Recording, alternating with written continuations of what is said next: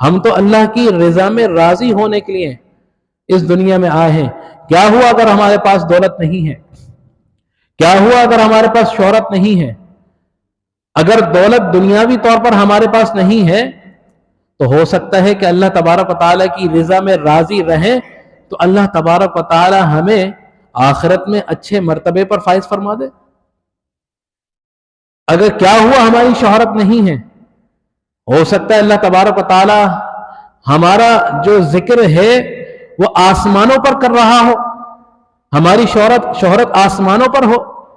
وہ ایک ہے نا پیمانہ کہ اللہ تبارک و تعالیٰ جب خوش ہوتا ہے تو اس کا چرچا آسمانوں پر کرتا ہے۔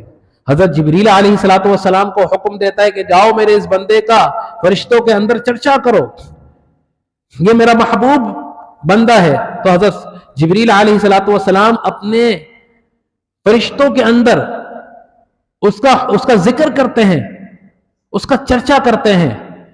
آسمان کے فرشتے زمین کے فرشتوں کے سامنے اس کا چرچا کرتے ہیں، اس کا ذکر کرتے ہیں کہ یہ وہ شخص ہے جس سے اللہ تبارک و تعالی راضی ہے، اللہ تبارک و تعالی خوش ہے۔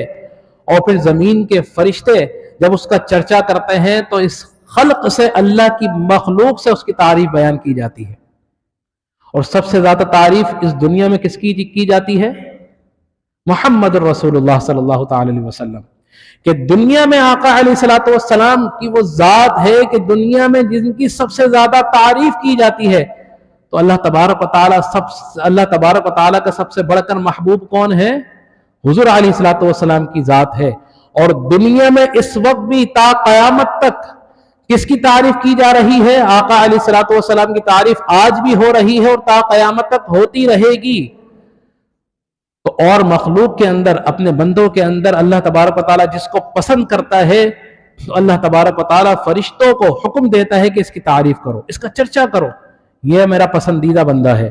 تو لہٰذا اپنے آپ کو اللہ کی مرضی کے اندر ڈھال لیجئے۔ اگر وقتی طور پر کوئی مشکل درپیش آتی ہے، کوئی سختی درپیش آتی ہے، کوئی سامنے کسی چیز میں اگر آپ کو سختی میں مبتلا ہوتے ہیں تو اس میں اپنا احتساب کیجئے کہ آیا ایسا تو نہیں کہ میرے کسی برے طرز عمل کی وجہ سے مجھ پر یہ مصیبت مبتلا ہوئی ہے، اور اگر ایسا